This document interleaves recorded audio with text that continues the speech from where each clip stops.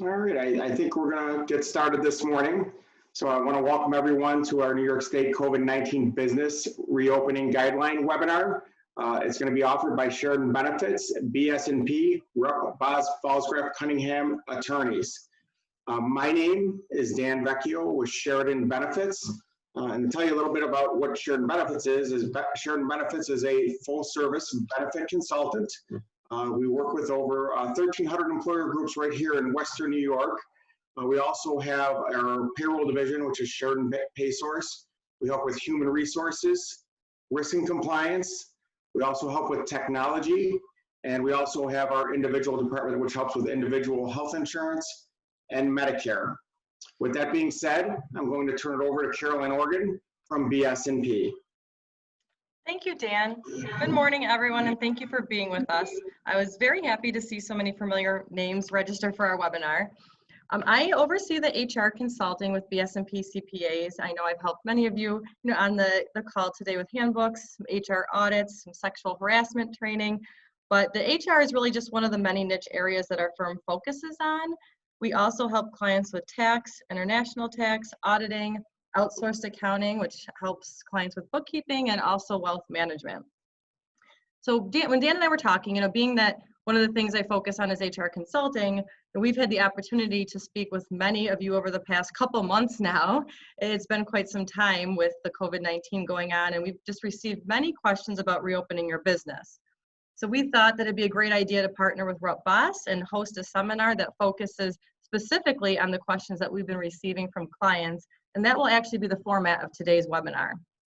A couple of quick housekeeping items before we begin. You can actually submit questions throughout the webinar using the Q&A function that you should be able to see up on your screen. Please make sure you use that instead of the chat function. That'll be a little bit easier for us to look at the questions and to make sure that we can answer them at the end.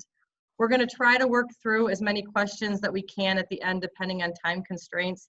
And if you still have questions at the end of the webinar, or any questions that might be extremely specific to your company, please send one of us an email. Our contact information is up on the screen, and we'll make sure we get back to you on an individual basis.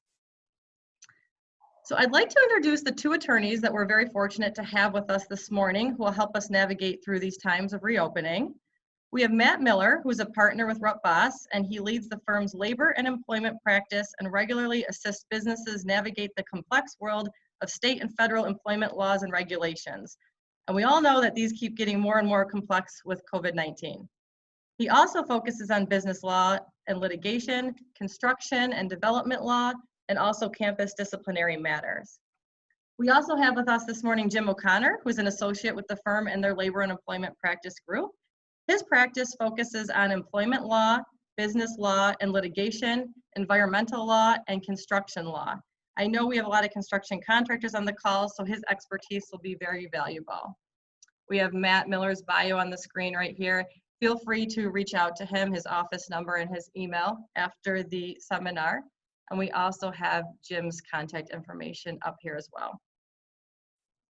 So at this time, I'm going to turn it over to Matt, who's going to talk a little bit more about his firm, and then he's going to jump right into the first topic that we have that I know is on everyone's mind. When can my business reopen? Thanks, Caroline. Thanks, Dan. Good morning, everyone. Thank you to BS&P and to Sheridan Benefits, first and foremost, for the opportunity to talk to you all this morning and partnering with us on this. I think it's going to be a valuable hour and a half that you spend with us. We'll try not to make it too dry with two lawyers talking at you too much, which is why we why we like the interactive component of you being able to submit some questions. So put your thinking hat on. Really briefly, if you're not familiar with my firm, with Rupp Boss, we got more than 50 lawyers. This year's our 20th anniversary. We spun off one of the larger firms in the area 20 years ago with 3 lawyers, and we've grown pretty substantially. We are full service, and like Caroline said, I do chair our labor and employment practice group. With that, I also do a lot of general business advising with our corporate client base. And what I think is particularly valuable today is that you've got 2 lawyers, myself and Jim, who are both on our 5-person COVID-19 response team internally at our firm. So we literally have been meeting every day virtually and as necessary. In addition to that, to deal with our own internal firm issues and making sure that we're in compliance and addressing all the guidance and planning that is out there and all the issues that come up. So you've got two people that are on the front line with their own business, business owners like many of yourselves, decision makers. So we're in it with you. We're not just lawyers spouting off what you should and shouldn't do. We're walking the walk too. So I appreciate you joining, and now we can kind of get into the substance of this. And with this first question that Caroline's put up, when can my business reopen? Where can I find up-to-date information on the reopening? Generally speaking, at the risk of telling you what you already know, of course, the state has come up with this 4-phase system.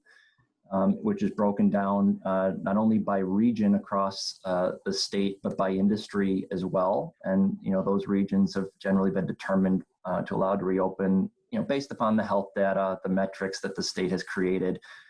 So it's been a very, deliberate effort, as you all are well aware, in comparison to some other states throughout the country. As of today, you should know all the regions of New York State are open in at least one phase or another, with New York City just entering phase 1 this week. I'm curious to hear a little bit more about how that's going, so I'm sure we will through the media or otherwise.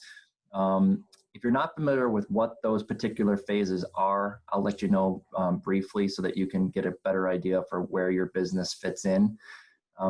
Phase 1 for everybody was agriculture, forestry, fishing, hunting, some retail, specifically curbside, pickup, those types of things, manufacturing, wholesale trade, higher education, research, and every single region throughout the state is at least in phase 1 at this point.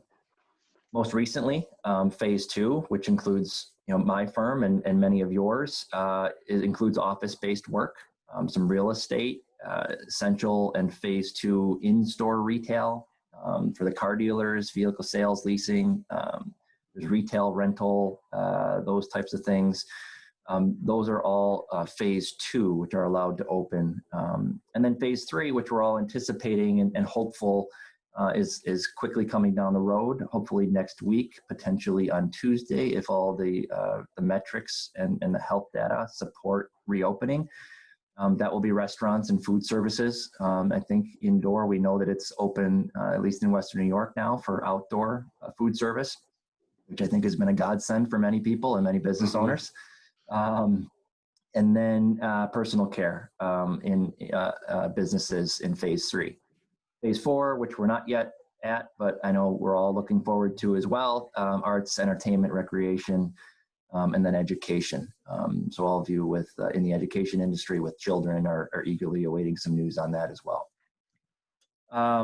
So, all this information is available to you. I think the state has done a pretty good job of making it available. I think some of us would like the timing of it to be a little more proactive and not be released the day before the reopening actually happens, but they're doing a pretty good job. It's all available on the website for the New York Forward program. That's forward.ny.gov, and it's broken down by industry and by phase. So it's pretty user friendly. There's also one additional tool that's available for you that you can tailor it directly to your business, and that's what's on the screen now. It's a business reopening lookup tool. You're able to identify by industry, by the types of services you offer, and it will give you up-to-the-minute guidance on whether or not you're currently reopened for business. So that's the general overview of when you can reopen, depending on what industry and region your business sits in. And when I say region, I'm guessing most of you at least have a presence here in Western New York. So that would apply to you here in Western New York, even if you have a headquarters elsewhere throughout the state. So just make sure that it applies to every particular location depending on where it is and what region it sits in. Great, thank you, Matt.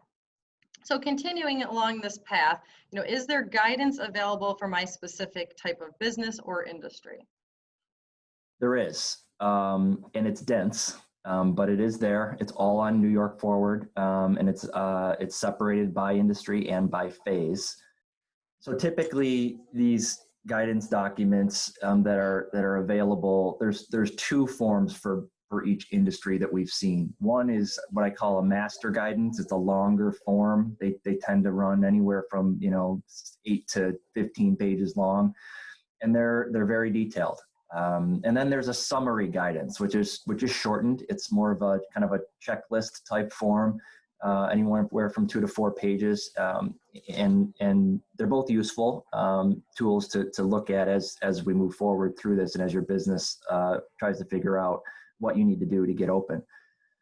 For most, there's both of these guidance documents are broken down really when you condense it into what is mandatory and what is recommended or what should be done.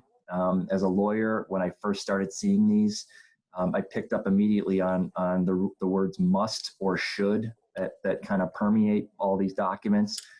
Obviously, must has a different meaning than should. So must is the mandatory ones. Those are the rules. Those are the guidelines that every business is expected to follow. And then the should, any guideline that you see uses that word. It's more of a best practice. It's a recommendation that you should take into consideration, and if possible, if it doesn't create a financial hardship, doesn't make it totally impossible to do your business and service your customers or clients. That's something that probably should be put into place. As a practical matter, implementing every single recommended guidance can be difficult for many businesses. I know that personally our firm has evaluated all those possible best practices, and there are a couple here and there that just doesn't make it feasible for us to run efficiently, while at the same time keeping the health and safety of our employees and visitors and clients at the top of our list. So use your best judgment on those that are recommended, but by all means, make sure that you have a policy and practice in place that does implement all those mandatory safety measures on your industry-specific guidance, so that you're covered as we move through this reopening process. Okay, great. Thanks, Matt. Just to confirm, because I've gotten a couple of client questions on this.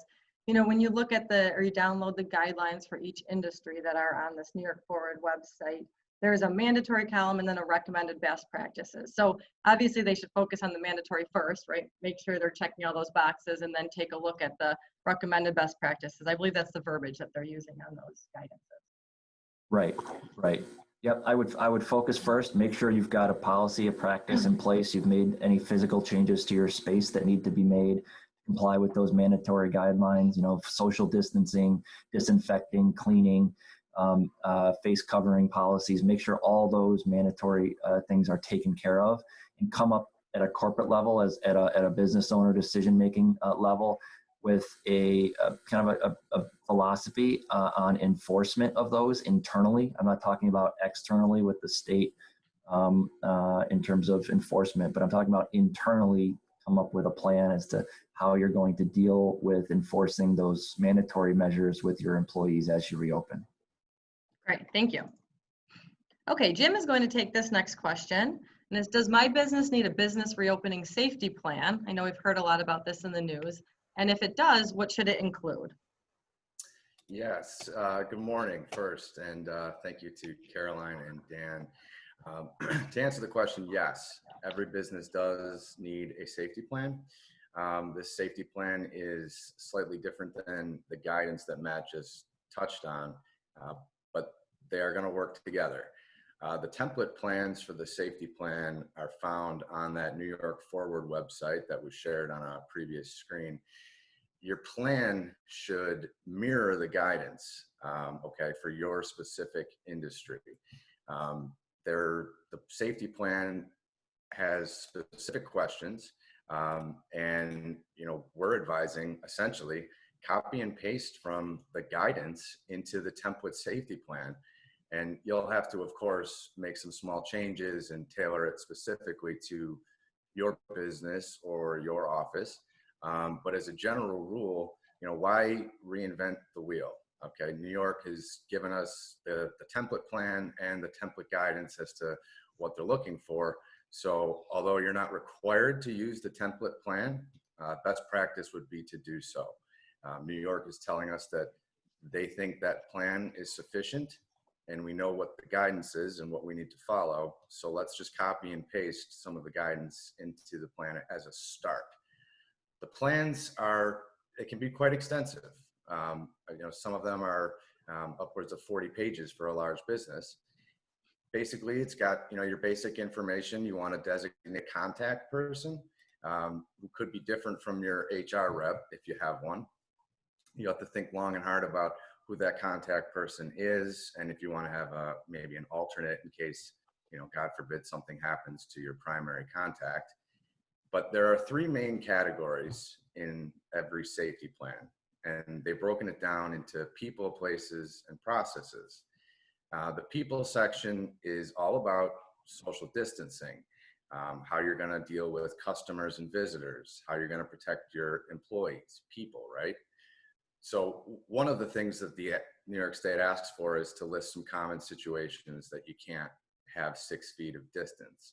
Now, this is where, look to your guidance and, start with copy and paste, and then tailor it specifically to your industry. So let me give you one example here of common situations that may not allow for 6 feet. Within our kitchen area and conference room, we're removing tables and chairs and implementing occupancy limits. We're also going to have occupancy limits for copy rooms to ensure social distancing is being enforced, along with occupancy and vacancy signs on all restrooms, and usage is limited to 2 people at a time. So that's just one example of the specificity I think that New York State would be looking for. Obviously, that example applies to an office. So if you don't have an office and your business is in a different type of industry, you'll want to tailor that accordingly. Now, to the issue of customers and visitors, how you're going to, institute social distancing for them. Another example would be to write in your safety plan that you're encouraging the use of technology for meetings, remote work. You also want to talk about places. That's the second major topic within the safety plan. Here, they're going to ask you about, the PPE that you have, the protective equipment. Do you have enough gloves and masks? Do you have a policy for cleaning and disinfecting? How are you communicating to your not only employees, and we'll talk about this, but also visitors? So that includes signs, things like that. The third topic is processes. Every safety plan has to describe for New York State the types of processes that they've put into place to address COVID. The main ones are screening, contact tracing, and again, cleaning and disinfecting. So the first major thing that I think is important is the safety plan requires each business to identify at least one person who will notify the state and local health departments if somebody tests positive for COVID. Best practice here would be to identify 2 people, one as a primary and one as an alternate. And that is, of course, as Matt mentioned, it is a must, not a should. If somebody does test positive, and we'll get into this a little bit later, but you do need to immediately notify the state and local health departments. So those are the 3 main areas of a business safety plan. They do have a sort of a catch-all miscellaneous section called Other. Our suggestion is that we don't leave that blank. Some suggestions to throw in there would be things like removing tables and chairs in the break room. Tell New York State that you established a COVID-19 response team if you did. Replace glassware with plasticware if you're in an office setting, things like that. That's, it can be a bit onerous, but it's very important that you do have a comprehensive and detailed safety plan, and it should be updated accordingly if something changes. Great, thanks, Jim. There's a lot of great tips in terms of completing the written safety plan, because there's definitely a lot to it. Sure. Okay, so once you create this business opening safety plan, what do you need to do with it? So The plan does not need to be submitted to any state agency for approval, but it does need to be retained on the premises of the business. And it must be made available to either the New York State Department of Health or the local health department, Erie County, Niagara County, what have you. And it also needs to be on hand in case there's an inspection by one of the safety authorities, which, you know, potentially could be the Attorney General, Department of Labor, OSHA, things like that. So best practice, even though it doesn't need to be submitted anywhere, we are advising that you distribute that safety plan among owners, managers, the C-suites, right? The CEOs, CFOs, COOs, things like that. And if you're, you know, if you have a COVID-19 response team, you'd want to distribute that safety plan to those members as well. And then just make sure you keep it handy. You may even want to post it in a conspicuous place like a break room, or if you have an intranet where your employees can access documents at the ready. It's a good best practice to put it there. Okay.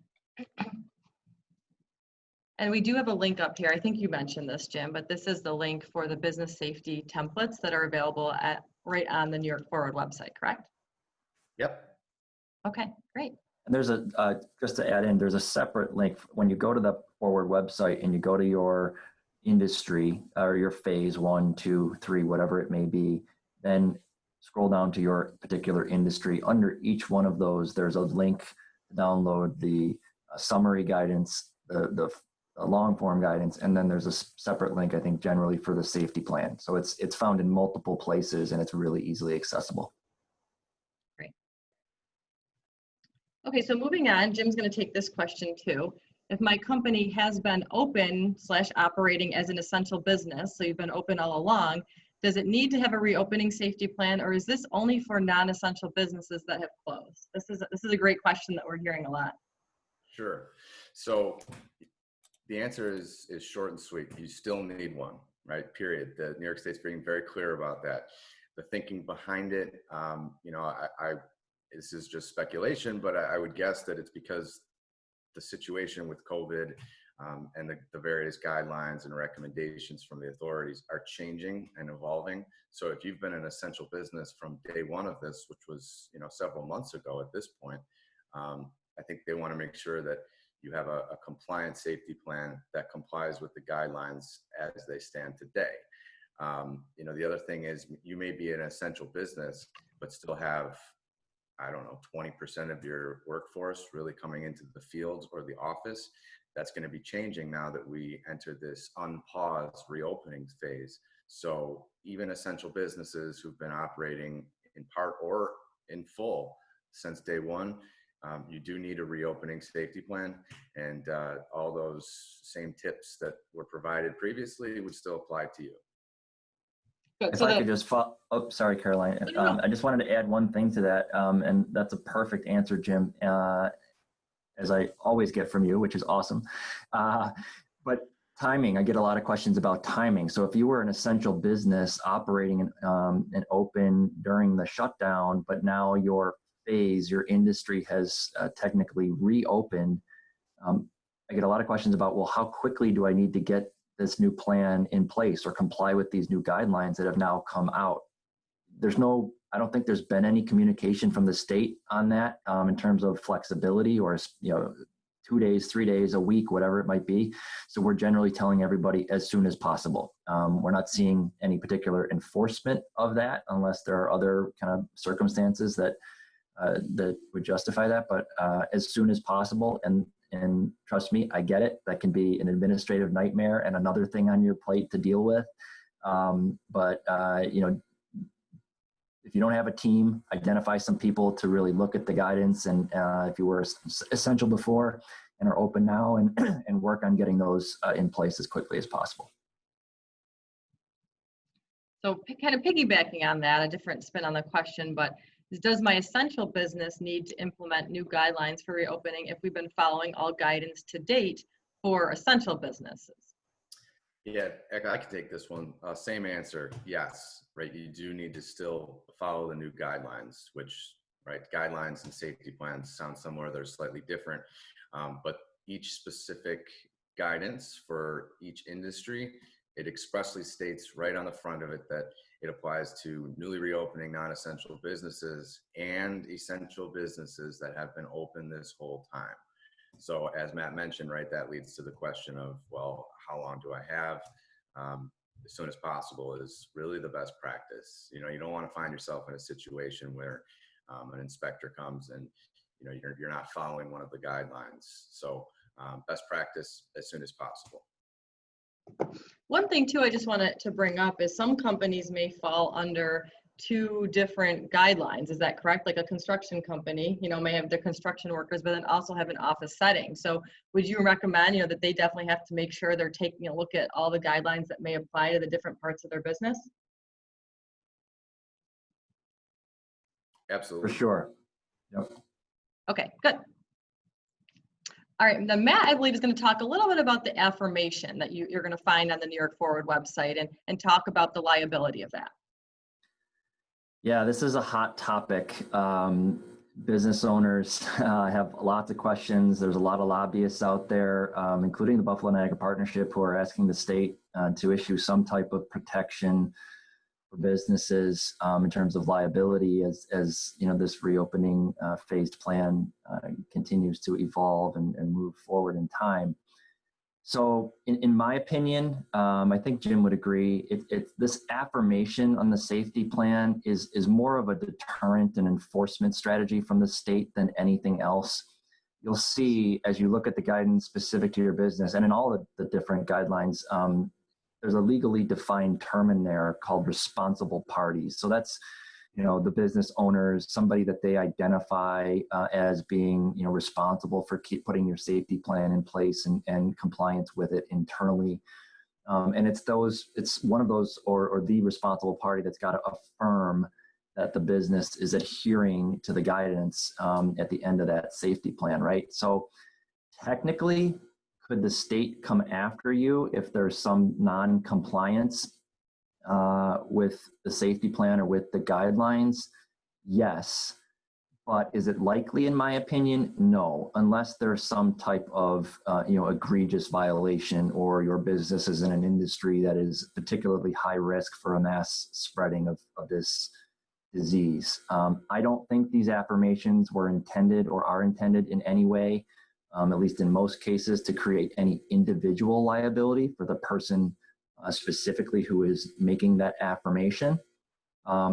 Their role generally, I think, is affirming their capacity. You know, they're doing it in their capacity as an officer, as an owner, as a manager, somebody in a decision-making role, a management role at the company. So it's through the course and scope of their employment, so to speak, not as, you know, Joe Smith in his personal capacity. So for all of you out there who happen to be that person, I don't think you're in, you know, putting your, you know, personal assets or personal liability at risk by doing that.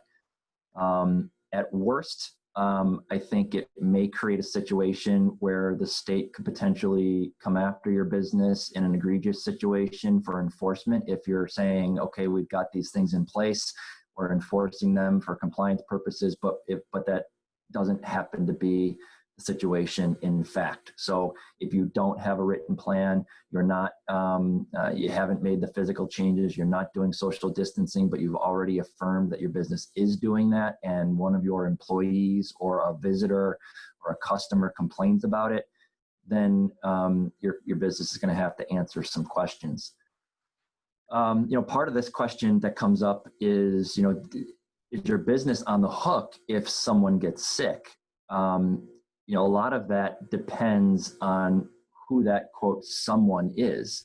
I don't think it creates liability on your business. Again, it depends on who that someone is. You know, generally speaking, under New York law, claims by employees. So, for example, an employee gets sick after you reopen. Those claims directly by employees for getting a, you know, infectious disease like COVID-19 are barred, you know, prohibited by the workers' compensation law. There's a few exceptions to that we don't need to get into for today, things like grave injury or an intentional harm to somebody. But the Workers' Compensation Board can be proactive. They've got a lot of authority to put in place special procedures to handle, potentially thousands of COVID-19 claims from employees that get sick as they head back to work. They did so for 9/11 claims. And so, those could be anything from, mental stress, accidental injuries, occupational diseases, those types of things. No case law really that I'm aware of has worked its way through the legal system yet. So we'll see with, as the courts continue to reopen and lawsuits get filed, we're sure there'll be some test cases, but we'll see how those play out over the next couple of years. So that's, claims from your own employees, but keep in mind that if your business is, for example, negligent, if some non-employee brings a claim against your business because they say you didn't, follow the guidelines and your failure to disinfect, a high touch area, or your failure to limit the number of people in a conference room when they were visiting your place of business, anything like that, they are not part of that prohibition, where the workers' compensation law would prohibit a claim. That's a non-employee, and there could potentially be some liability if those things aren't, if the guidelines aren't followed. Now, it's not a de facto, it's not a strict liability situation that I foresee. It could be evidence potentially of negligence that somebody would point to say, hey, this guideline wasn't followed, and as a result of that, I got sick. But there's a whole bunch of legal hurdles that they would have to jump through a lawsuit, so to speak, to prove that it was actually something the business did or didn't do that ultimately caused them to get that COVID-19. And that's, contact tracing will come into play there. It'll be a complicated and difficult road to hoe. But so just to sum up, employees generally barred by the workers' comp law, non-employees not barred. Case law will work its way through, but don't worry about personal liability, and enforcement can be tough. And I'm going to talk about that in another slide coming up. Okay, great. I think we're going to move right into the next slide, which is who is responsible for enforcing the safety plan and new guidelines, and are there any penalties if a business doesn't comply with this? Yeah, and I'll do my best to not be so long-winded with this one, but this is a popular question as well. Generally, it's the Department of Labor and the State Attorney General's office in terms of New York law. OSHA is also there. They're saying they're going to be ramping up enforcement actions. I say that, there are a lot of nervous people out there. So keep in mind, the practicality of enforcement. This $1 million question is what happens if somebody makes a complaint and there's a violation. No one really knows unless you've received some communication from the DOL or investigator in the AG's office. A few bars and restaurants have been in the media with that. And they're talking a big game. The state is really talking about enforcing these things because of the seriousness of COVID-19. But practically speaking, in my own opinion, I think it's a very tough thing for the state to do with every business around New York State. They just simply don't have the manpower. So internally at the state, they're going to have to make determinations when and if complaints come in, which ones are more serious and which ones need immediate attention as opposed to others. And so, I think I would keep that in mind.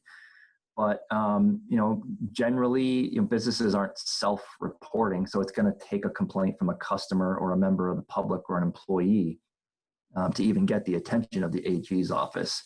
And I think it'd have to be a business that is more susceptible to mass spreading of the virus. Now, I don't say that, implying at all that you shouldn't take enforcement or penalties lightly. Quite the contrary. Look, every person that works at your business that comes into those four walls or wherever your business is every day has a different opinion of how serious COVID-19 is. And there's just no safety in assuming that every employee sees the risk the same. I think you need to do the opposite and assume that it is a serious risk, right? So legally, yes, there are penalties, potential penalties. Violating an executive order from the governor or this guidance that's mandatory is punishable under the public health law. You can get a civil penalty of up to $2,000 per violation. It can be increased to $5,000 if it happens again within the next year. And the public health also requires actually that the Attorney General, if asked by the Commissioner of Health, sues your company and tries to get what's called an injunction, preventing you from violating those guidelines and potentially shutting you down until those corrective measures are taken before you could open up again. So it's a lawsuit, and it's likely a very public lawsuit. So there is a risk that you need to be aware of. How real that risk is depends on how cautious you are and how diligent you are in implementing these mandatory measures. Now, what I will say is, just as a personal note, as you try to ramp back up and reopen, if you haven't already, and salvage your business or salvage just your fiscal year 2020, the last thing you need is getting the attention of the AG or the Department of Labor and having them breathing down your neck, causing a distraction and what I think is potentially a very real public relations nightmare. So you got to have your safety plan specific to your business, and you got to enforce it to some extent. What that enforcement looks like is a policy decision for your business specific to you. But there are some potential penalties that could be out there from our friends at the government. Great. Thanks, Matt. There's definitely a lot to those questions. I've had a couple of clients reach out to me that they believe it was one of their employees. It might have been related to unemployment, but where the Department of Labor did reach out to the company and had about 10 or 12 questions that they wanted them to complete. They dealt with anything from the cleaning procedures, to the PPE, and luckily they were all able to answer them and send it back. And the DOL said, okay, no problem. But because they did have the guidelines and everything in place, they were able to, answer those questions truthfully and move on, and it didn't become a bigger issue. So I think that just gets back to your point of why it is so important just for businesses to the best of their ability to follow all of these guidelines and have these plans in place. I agree. And the last thing I'll say is, if you do get contacted for some reason by the DOL or the AG's office, don't put off responding to it. Don't wait. They will take the waiting or the delay as essentially an implication that you're evading answering the questions, and could be consequences for that. So do your best to jump on responding as quickly as possible. Yeah, and I'd even go further. I would recommend, honestly, reaching out to your counsel or, to somebody to look over those answers before you send them back, just so they can help guide you, in the right way to answer some of those questions. Okay, so moving on to when you bring your workforce back. I think Jim's going to take this question, but when I, bring people back on day one, how many, much of my workforce can I bring back? How many employees can we have back to the work site? Sure. So the first thing is to look to your industry specific guidance, right? For that answer, that's going to be kind of the go-to response for a lot of these questions. The guidance, as Matt mentioned, you've got this sort of master guidance and then the summary guidance. It should be in both. If it's not in the summary, it's most likely in the master. Typically, what we're seeing is it's going to be 50% of the total occupancy of your space, which is not helpful, right? What does that mean? How do you know the occupancy of your space? Are they not talking about 50% of your employees, the number of employees you have? No, they are not. In many cases, like ours, we've had to work with the owner of, with our landlord, the owner of the Liberty Building downtown, in order to obtain the square footage of each floor that we occupy in that building, and then figure out the maximum occupancy of each floor. So we're now relying, on those numbers as our maximum workforce on any given day until we hear otherwise. So it's not, I have 100 employees on the payroll, I can only bring 50 back. That's not typically what the guidance is saying. That may change for phase 3 businesses or phase 4 businesses, but specifically for phase 2 offices, we know that it's 50% of the maximum occupancy. Now, it's possible that the numbers may differ for different industries. They could be phase 3 is going to be 25% or phase 4 is going to be 25%. We don't know yet. But again, it's not, I have 100 employees, so I can only bring 50 back. It's the maximum occupancy of your space. Does an employer have to, or sorry, did you want to add anything, Jim? I was just saying that should be good news if you're trying to get people back. For the most part, we found that, for our business, 50% of our occupancy equals almost our entire workforce. And we thought initially that it was going to be 50% of the number of employees we had. So it should be good news for most businesses. Right. Yeah. They just have to do a little digging, right, to get back to that certificate and find out what their maximum occupancy is. Yep. Okay. So should an employer have to, or does an employer have to, or should they alter shifts or work schedules of employees? If they do, why? Well, that's a tough one. Again, check your industry's guidance. Most of them say that you should, meaning, as Matt mentioned earlier, that it's a recommendation rather than a mandatory rule. The thought behind staggering shifts and altering work schedules is that it helps prevent the spread, right? Prevent traffic jams at entrances and elevators, helps, minimize the amount of time people are near each other. It's probably a best practice to minimize the spread and protect the health of your workforce, but it's not required for most industries, especially if it's an undue hardship or not feasible because of the specific demands of your business. So as of now, check your industry's specific guidelines, but for the most part, it's a should, not a must. Great. And we're going to get into screening a little bit later in the webinar, so I don't want to jump ahead too much, but I know that there's a lot of talk about screening, taking employees' temperatures when they start. So it might be a good idea to just even shift some of the start times, just so you don't get this huge long line when employees are all coming to the office. But we'll talk about some of those reasons later.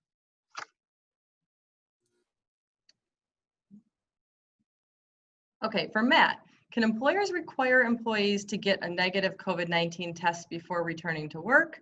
Are there any potential issues with this? There are, and I'm going to get into that in a second. I want to address one question that came through the Q&A on what Jim just spoke about, is this occupancy issue. If you own your building or you don't know what the occupancy is, how do you find out what it is? If you don't have a certificate of occupancy specifically for the space that you occupy or for your building, your town or county clerk's office generally should have that on file, or the building department. So reach out to them to get a copy of whatever is on file. So this one, yes, the answer is you can. You can require a COVID-19, a negative test before returning people to work. You don't have to, but you can. The should question is a totally different issue. That is going to be a philosophical question that your business is going to have to wrestle with and ultimately, make a decision on.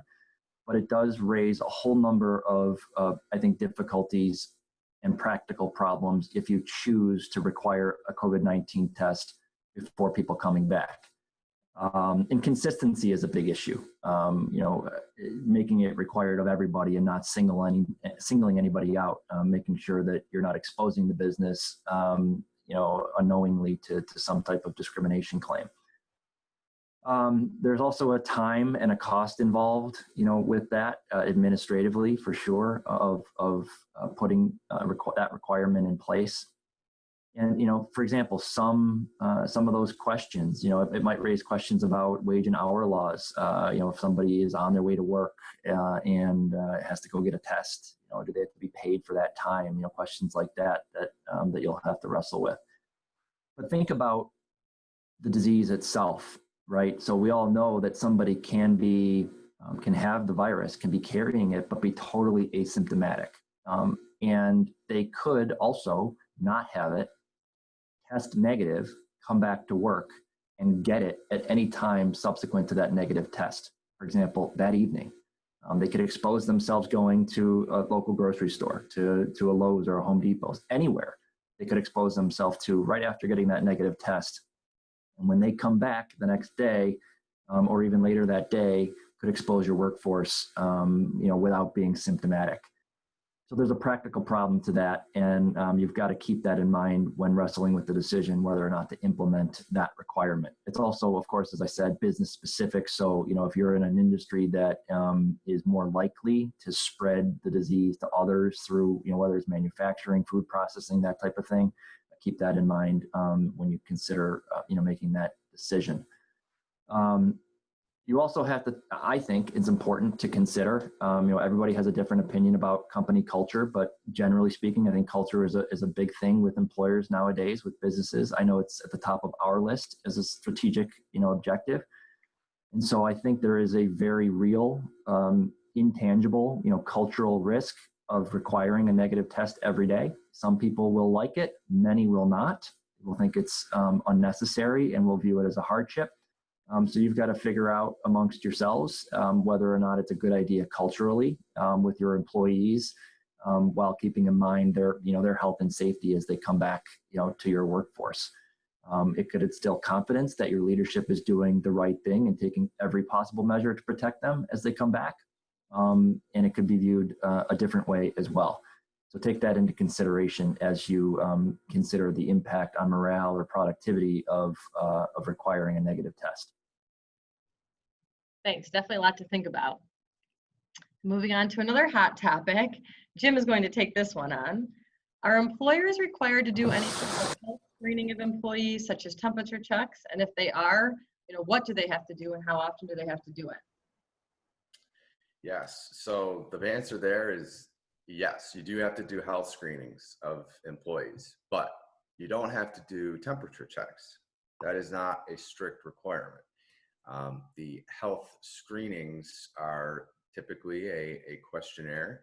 They need to be done daily, which I know if you didn't already know that, many of you are probably shaking your heads and wondering, how is that going to be possible administratively? And we get it. But the guidelines are the guidelines and the requirements are the requirements. This is certainly a must, not a should. It is very clear that this is a rule, not a suggestion. So the other part of this is that not only do all the employees need to be screened every day, you need to have a record that those records, those documentation of the screening was reviewed daily by somebody. So this is another situation where, if you've worked with Matt and I in the past, we say document, document, document, and you all shake your heads and we get it. But the truth is that the guidance is very clear. Employees need to be screened every day, and the responses to those screenings need to be reviewed every day. So don't just keep a record of the screenings themselves, but also keep a record or a log that someone, preferably one contact person, has reviewed all of the responses daily. It could look like a spreadsheet with initials after it, noting that it was reviewed. And then the questions themselves, you probably already know them, but it's, do you have any symptoms in the last 14 days? Have you had a positive test in the last 14 days? And 3, have you had any close contact with a confirmed or suspected COVID case in the last 14 days? So all your employees must answer those 3 questions every day before entering work. And you must review them and keep a record that you did review them. Now, the kicker here is you also must do this for any essential visitors who come onto your premises. And, that's obviously an administrative bit of a nightmare as well. There are some exceptions to visitors. Look to your industry specific guidance, but for the most part, it's deliveries of PPE and things like that. So as a general rule, all the visitors must be screened and asked those 3 questions as well. Now, this leads to the question, how do you ensure that the employees don't congregate while waiting to be screened? Well, you can do it by phone. You can answer the questions that way. What we've implemented at our firm is an electronic form that all the employees complete online, and the answers to the 3 questions go directly into a spreadsheet for our HR rep, and he reviews them every day. With respect to the temperature taking, that was part of the question. It's not a requirement. It used to be you were not allowed to take a temperature of an employee because of the ADA. Technically, that's a medical examination, as is the screenings. But for a variety of reasons that I won't bore you with, it is now permitted with respect to COVID. So a couple best practices here really quickly. You should be notifying your employees of the temperature screening. If you choose to do it, notify them in advance and inform them that the purpose of the temperature taking is solely to protect them by keeping individuals who may have COVID-19 off site. So you want to communicate to your employees that the temperature taking is not to determine if they have any other illness or impairment. And you should also make it clear that taking the temperature is not intended to be or a substitute for a clinical diagnosis. As Matt mentioned, you could have a fever and not have COVID. You could also have COVID and not have a fever. That's one of the reasons why taking a temperature is not a strict requirement. Again, the screening is the questions, but not the temperature taking. The other best practice here, if you do choose to take temperatures, you don't want to single anyone out. Be consistent. Either they all have their temperature taken or none of them do. If somebody does get a temperature, it's best to confirm that with a second test in a confidential manner, and to consider any explanation the employee may offer for having that. But it is reasonable to send an employee home who has an elevated temperature. Again, personally, we're not requiring temperatures, at least not at this time. We do have that questionnaire, which is, like I said, a requirement. Great, and then we have another somewhat open-ended question, but what physical changes do I have to and should I make to our workspace? Well, again, this is my mantra apparently this morning. Check your industry guidance. Most do require some physical changes. Although you can, for the most part, sometimes you can get around this by requiring mask wearing by your employees, and we'll talk a little bit more about that a little later on. Some of the typical changes that are being made: plastic shields, signs showing traffic flow, one way only, signs about, maximum occupancy, even, reminders to wash your hands and keep social distance, all the way up to airflow and ventilation changes. But for it's a practical matter, things like moving chairs from offices and conference rooms, and things like that. So it is, for the most part, a requirement, but you can get around it if social distancing can be maintained without doing so. Hey, Matt, are there any new cleaning and disinfecting requirements? And if so, what are they? There are, yes. Many of you have been doing these already as you reopen, but there are industry-specific cleaning requirements. They feel like overkill, but stop the spread, right, is the big picture here in keeping people healthy and safe. And these may, your burden to do this may be lessened by, if you're not a business or a building owner, so to speak, then your landlord may be doing some of this stuff, on a daily basis. But things like, adhering to CDC and Department of Health, guidelines, keeping cleaning logs on site that include, the date that it was cleaned, what was cleaned. Having hand, hygiene stations all around. We've done that in our space with cleaning products and sterilizer. So soap, running warm water, things that are pretty intuitive. Providing and encouraging all your employees to use cleaning and disinfection, wipes before using any frequently touched surfaces. Those types of things, making sure that they call them registered disinfectants, and I don't have a perfect response on that, but the CDC has, and I think the Department of Environmental Conservation, and EPA have a list of products that would qualify as acceptable. Frequently clean. We've identified some people at our firm whose job it is in addition to what our landlord is doing, to walk around the office at specified intervals every day and frequently disinfect and clean high touch surfaces, high exposure areas. One thing we've implemented too, everybody's got a copier at their space. Most of those are pretty high tech these days and have touch screens and the like. Some of those can cause technology problems if you're disinfecting the touch screens themselves. So what we've done is purchased and distributed to everybody their own personal stylus, so to speak, so that you have that on you at all times. If you need to use the copier, you go in and you use your stylus instead of touching it with your fingers. And that, hopefully is one practical solution to that. But you've got to at least do this cleaning at least after each shift, generally daily or more frequently depending on your industry. And it's going to differ slightly depending on the type of business. If you're in the food service business or if you're in retail where members of the public are constantly coming into your business, there probably are some heightened requirements. So review the mandatory requirements under the industry specific summary guidance to get a better idea for what that is. One thing that I'd also, encourage, don't have buffets. Like if you're hosting some type of internal lunch or lunch and learn or something like that, don't have shared food or beverages around. That's one thing that is on the mandatory list. Right, definitely some good tips there. So I think Matt's going to continue with this. Do our employees need to wear masks at all times in the workplace once we reopen?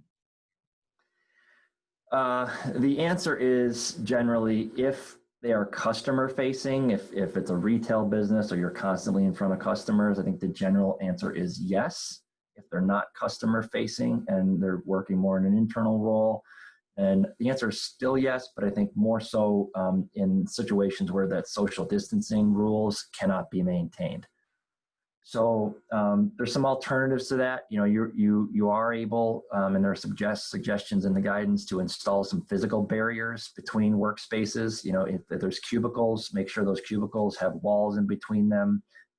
They can, make sure they're high enough to prevent, essentially the airflow between those spaces. And if they're not, I would personally put a policy in place that requires those people to wear a mask. If they have to work, a couple people have to work in close quarters to get a job done, and that's just the nature of the beast. I would require a mask, yes, unless for some reason wearing a mask would pose a safety risk when completing that task. For most offices like ours, where there are closed door offices around the external of the space, it's generally okay to take the mask off behind those closed doors, or even if you're in the hallway more than 6 feet away. If you want to take it to the next step, you can require a mask at all times in your workplace. But at a minimum, if you're walking around the office, you've got to be in a position to quickly put on a mask if somebody encounters you unexpectedly and the social distancing rules can't be maintained. So you carry it around in your pocket, you hook it over your ear like many people do, you wear it around your neck so you can quickly kind of put it up on your face if you need to. Common areas, like if you've got a reception area, conference rooms, those types of things require a mask generally as people move around. I think one thing that I should probably touch on, and it goes to my comment earlier about everybody having a different opinion about how serious of a concern COVID-19 is now as they hear that the statistics and hospitalizations continue to go down, is there probably is a practical thing that you need to think about as a business that is regards to the inevitable, that I think is inevitable non-compliance by people. Some people just aren't going to comply. It's not in their nature. Or they don't take the risk seriously. They don't care about what the guidance says as much as you communicate to them how important it is. So have a conversation at the highest levels of your business about your enforcement policies and how you're going to deal with people who just don't want to comply. Is there going to be some type of discipline? How are you going to message that to your workforce? And how are you going to deal with that? It's important culturally. It's important for just keeping a consistent policy throughout. And to add to that, one last thing is I think it's important.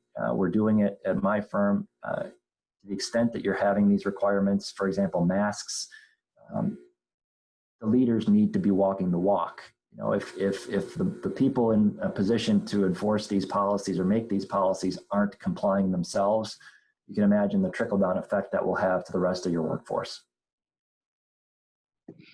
So for the employees that are wearing the mask, obviously, how many masks are businesses required to give their employees, and how often can they ask for a replacement?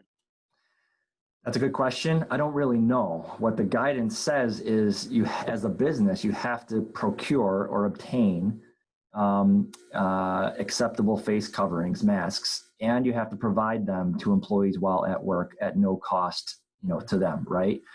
So you've got to have also an adequate supply on site, and it could be other PPE as well, depending on the nature of your business.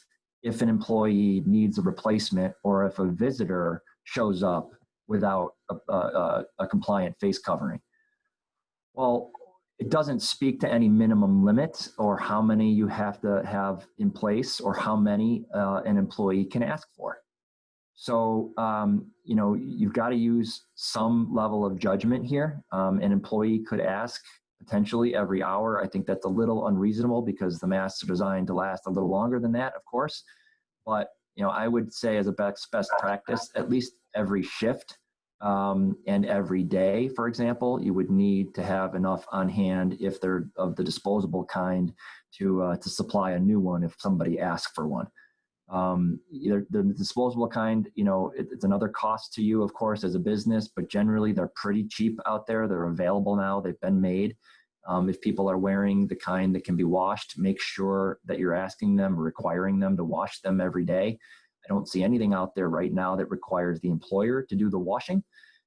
Jim, correct me if I'm wrong on that. You know, people don't generally have a wash machine at the workplace, but think about those things as you obtain the necessary replacement face coverings. Yeah, luckily the disposable masks are quite a bit easier to find now than they were a couple months ago. They were nearly impossible to find. Okay, so what do we do? What does an employer do if an employee exhibits COVID-19 symptoms while in the workplace? This is for Matt. Yeah, and I have a pretty, pretty short answer for this one. You send them home right away. If somebody exhibits symptoms that are generally known and acknowledged as possible symptoms of the disease, you get them out of your space. You send them home and you don't allow them to come back unless, you know, in my opinion, they have a doctor's note. In a more serious case, or depending on the nature of your business and your decision at a policy level to require a negative COVID test, they've got symptoms, that might be a circumstance where you're going to require a negative test before they come back. But closely monitor employees that they've come into contact with while they were at work.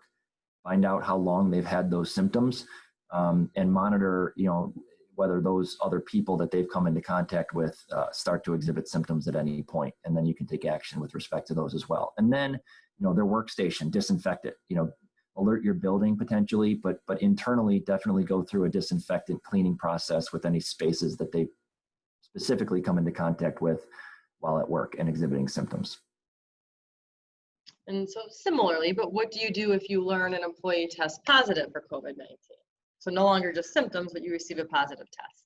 Right. So you will have already identified somebody in your safety plan, the safety plan that Jim spoke to earlier, to deal with this issue, but your business has to immediately officially contact the authorities, your local health authorities, Erie County Health Authority, whatever county you're in, and I believe the state. So one thing that I think is important to have on hand, if you don't already, is some type of floor map.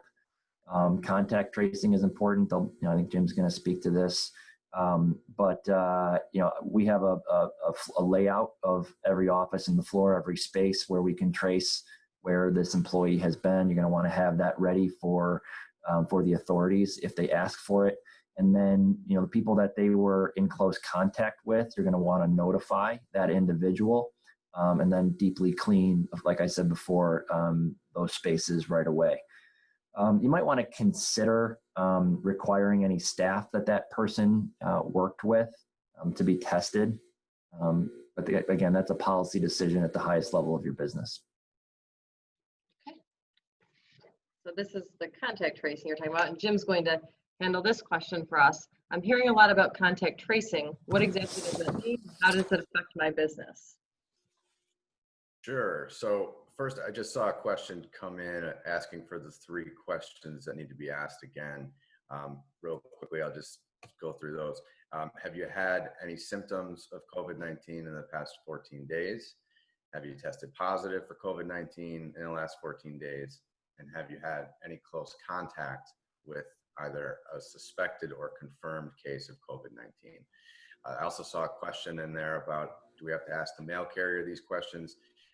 Typically the answer to that, again, check your guidance, but it's typically no. There's an exception for deliveries that are made through contactless means. But back to contact tracing. So as Matt mentioned, if someone tests positive, your designated official who you've identified in your safety plan will contact the state and local health departments immediately.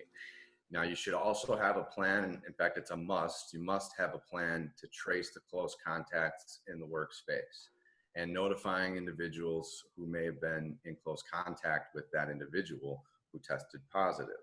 Matt mentioned the floor plan. Here's also where the log comes into play, right? The daily log of who entered and exited when, your space. It's also, if somebody tests positive and there's, contact tracing initiated, this is where you may need to prove that you had an adequate plan and that you were compliant with the guidelines. So think about having a plan of how you're going to notify the employees who either sit next to the person who's tested positive, or if you have in your log that somebody came to visit that person. Essential visitors only is the best practice right now, but if this goes on for months and you're going to continue to keep that log of who enters and exits your space, if you see on that log that this employee had an essential visitor several days ago, how are you going to notify the contact tracer about that?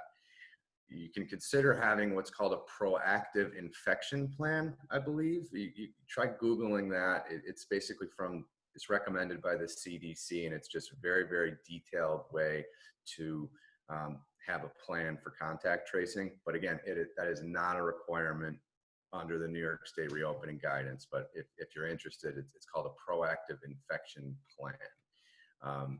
So long answer, longer. If someone tests positive, you contact the authorities, answer any questions they have from the contact tracers, and keep that log. Thanks, Jim. So what if an employee answers yes to one of the daily health screening questions that you just mentioned and they're sent home? Do they have to be paid? This is a great question. I saw somebody ask this in the Q&A. Unfortunately, the answer is maybe, right? So if they can work from home, this may be a non-issue altogether. If somebody does answer yes to one of the daily health screening questions, you obviously are going to send them home. The next question is, do they need to be paid? Well, if they can still work, right, and they're not sick or if they have the capacity to telework, then absolutely they need to be paid because they'll be working. Now, what about the situation where that's not the case?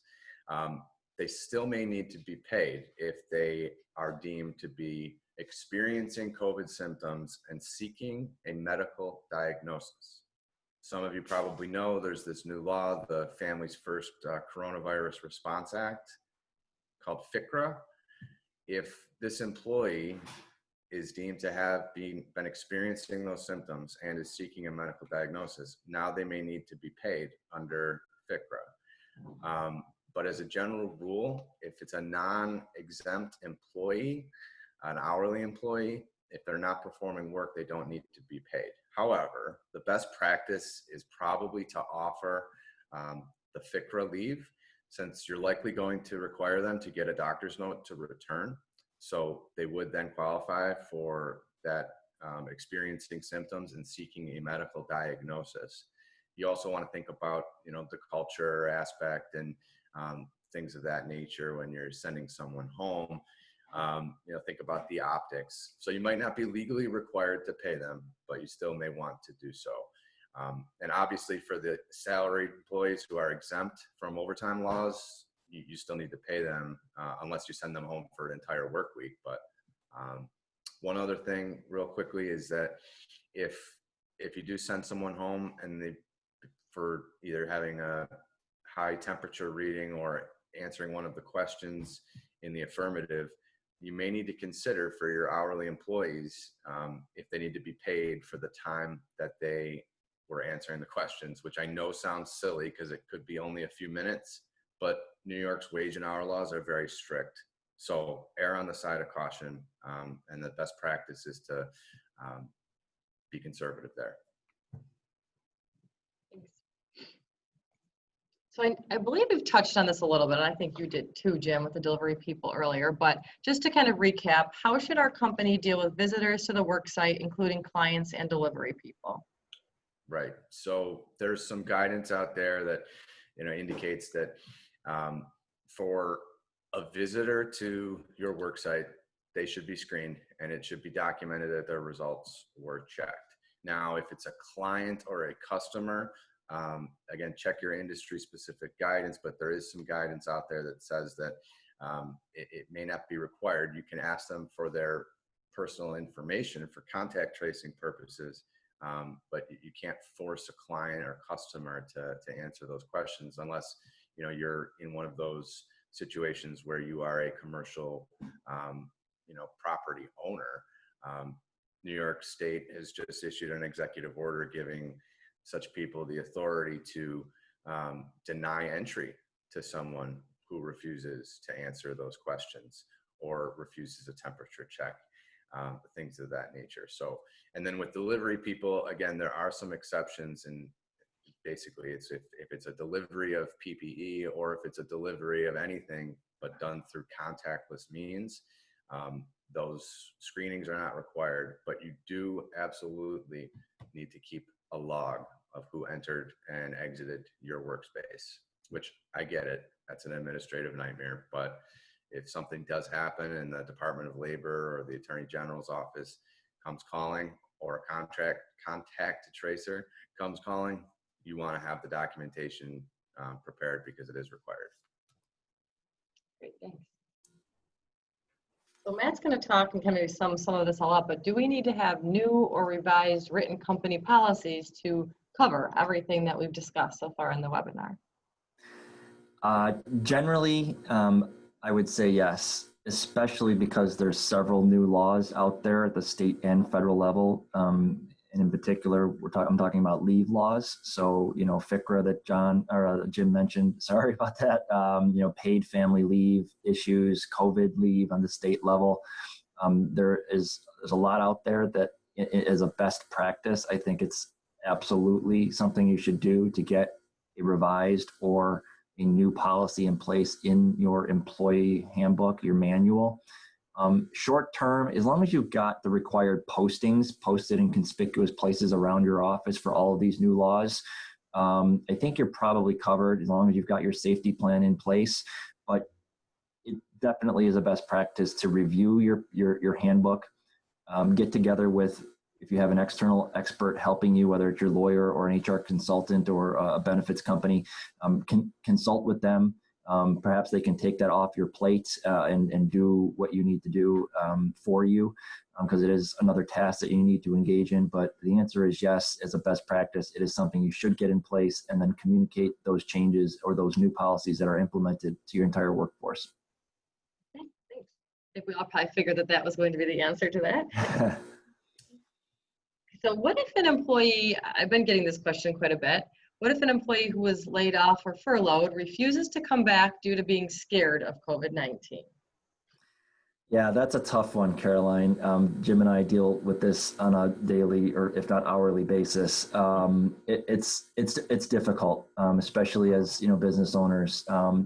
Big picture, if you assume that the person who is scared is healthy and does not express any other reason beyond that fear itself, you've got a couple options. If it was somebody who was laid off, you can interpret that as a refusal to come back to work.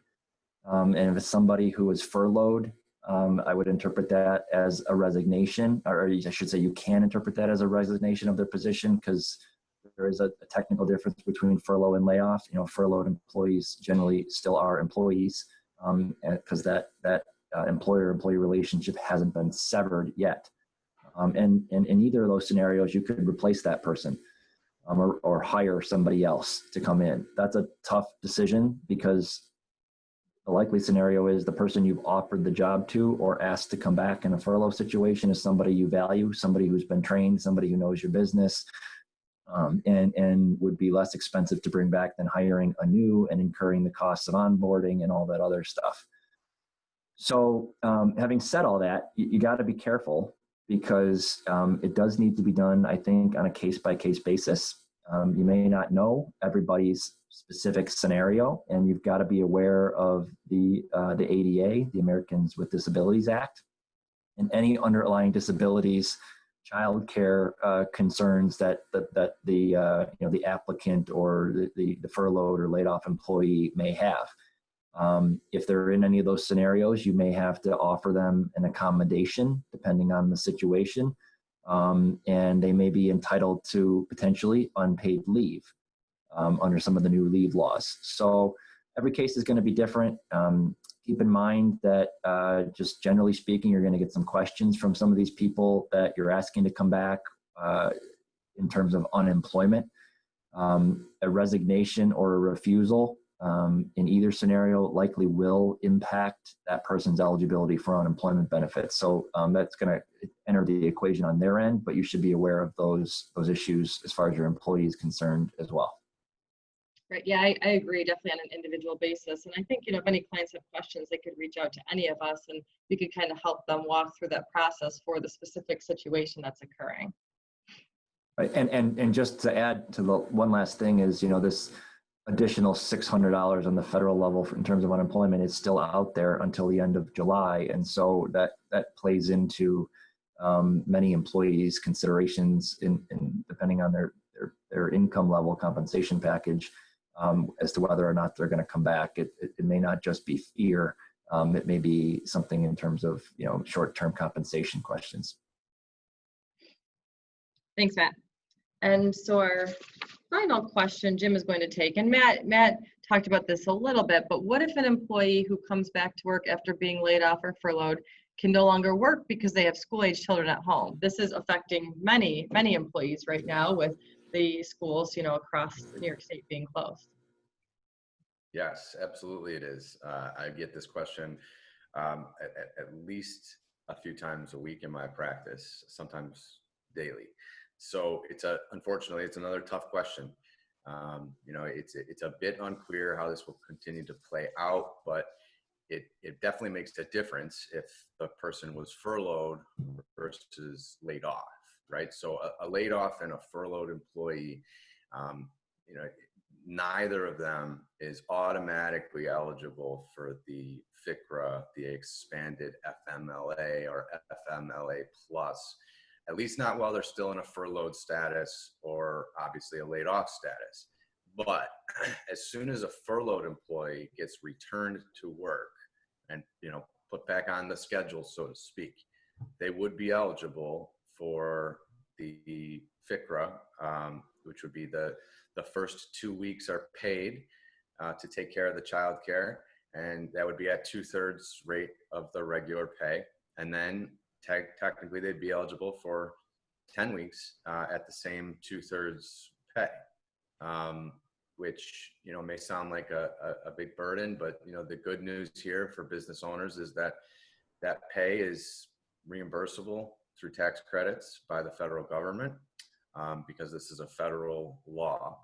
Now, the difference is that if it's an employee who's been laid off, right, the employment relationship has been terminated, and you hire that person back, and then they say, I have childcare issues.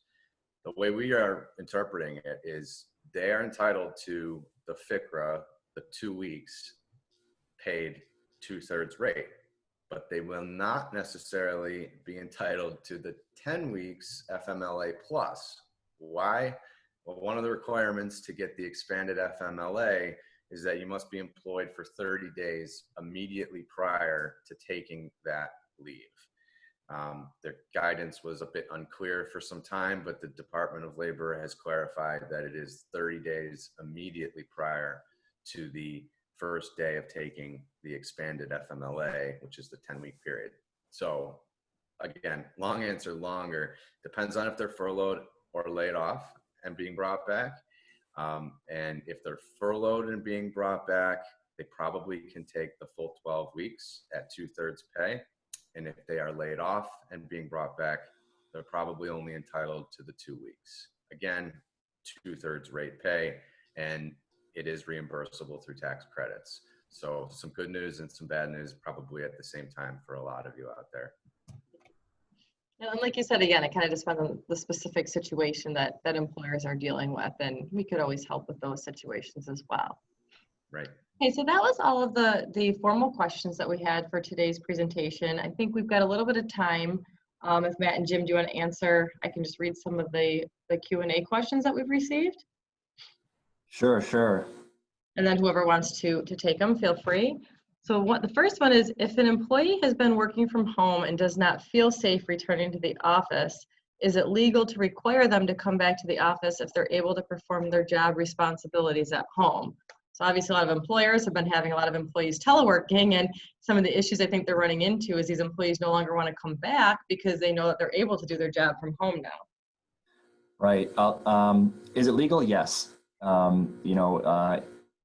Is it advisable? That's a question specific to your business. If employees have the ability to telework or remotely work and it's not affecting their productivity, their ability to do their job as required or get the work done, the fear itself is not enough, I don't think, to require an accommodation from the employer. You can require people to physically be in the office, but you've got to make a philosophical choice how your business is going to be structured and how much you're going to allow flexibility in remote working moving forward. Great, thanks, Matt. This is a good question. What procedures and policies would apply for employees that a company has that may not be able to wear a mask for medical reasons? Obviously the guidance says anybody, I believe, over the age of 2 who is medically able to wear a mask, needs to in some of these situations. So what would you do for an employee that tells you, they're not able to wear a mask? Yeah, I could take that one. That's another very, very good question. And unfortunately, it's a bit unclear. The guidance from the EEOC has said that if an employee says that they have a medical reason for not wearing a mask, you must accommodate.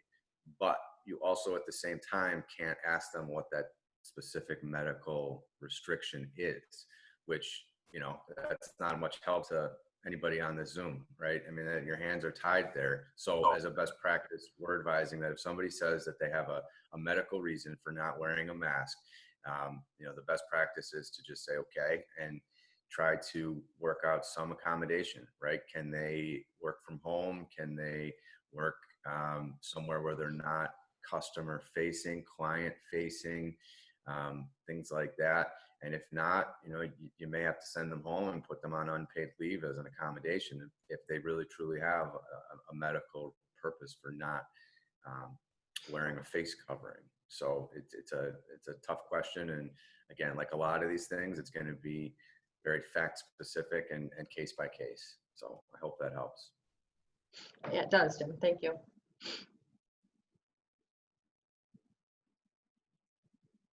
So a question is, if an employee tests positive, do we then have to send home any staff that were in contact with that employee to self-quarantine and monitor their symptoms?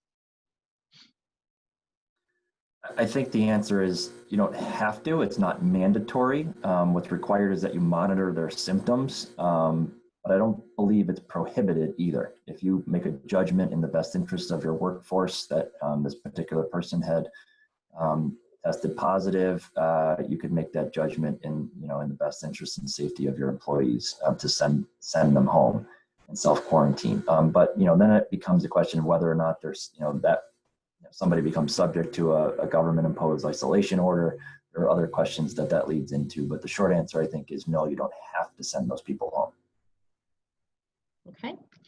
And somebody asked, I'm just going to address this quickly, if we could display the website again that discusses the safety plan, reopening mandates. I can email out this PowerPoint to everybody after the seminar, so no worries about that. Okay, I think we have time for a couple more questions here. Somebody mentioned school is out now, so the schools being closed is no longer a factor, correct? I'm assuming that they're talking about FCRA, but I believe that they still can be a factor, correct? Right. Sandy, good to hear from you. Yeah, generally, I don't know if every school is out, so it might be case by case, but keep in mind, it's not just schools, it's childcare problems. So if somebody's kids are out of school, a school-age child is out of school, but for example, summer camps aren't open or their daycare isn't open, and you've still got some childcare concerns that could make them eligible for that leave. So case by case. Right. Okay, one more question we have. As a retail store, should we be screening every customer that enters our doors? Should we be taking names, logging names as a tracer, etc.? Jim, you can add to this or take it off my plate if you want to, but I would say no. That is a huge business and administrative nightmare. There's no requirement that you do that. You can require people to wear masks, of course, coming in. It's a policy question your business has got to decide. But when you start, whether it's doing a medical exam, taking temperatures, those types of things, that adds a lot of other requirements in terms of record keeping. And so, Jim, anything else you want to add to that? I just wanted to say I agree. I think that you certainly can. It's not prohibited. Obviously, I'm assuming that the person asking does not want to, which I totally get and understand. I agree with Matt. I think that as long as a face covering is being required, given that it's still the law right now, I think you would be covered. And I don't think that, in fact, I have seen some of the guidance out there that has exceptions specifically for clients / customers, respect to some of these more onerous, restrictions and guidelines. So I agree with that. I don't think so. Okay, great. Thank you very much. I think that that wraps up the seminar right at 10:30. We did a good job of time. If for some reason we weren't able to get to your question, we will try to follow up with you after, or please feel free, if there's any other questions, to reach out to, any of the panelists here. You're more than welcome to help answer those questions for you. And I just really want to thank Matt and Jim for your time. On behalf of Dan and I, we really appreciate it. I think this was extremely informative. There's a lot rapidly changing here, so it's always good to be able to discuss the things that are current as of today. And hopefully in the next few weeks here, we'll have phase 3 and phase 4 open up, which I'm sure are going to bring about more questions. So again, if you have any questions at any time, feel free to reach out to any of us. Thanks, everyone. Agreed. Thanks, everyone. Thank you. Have a great day.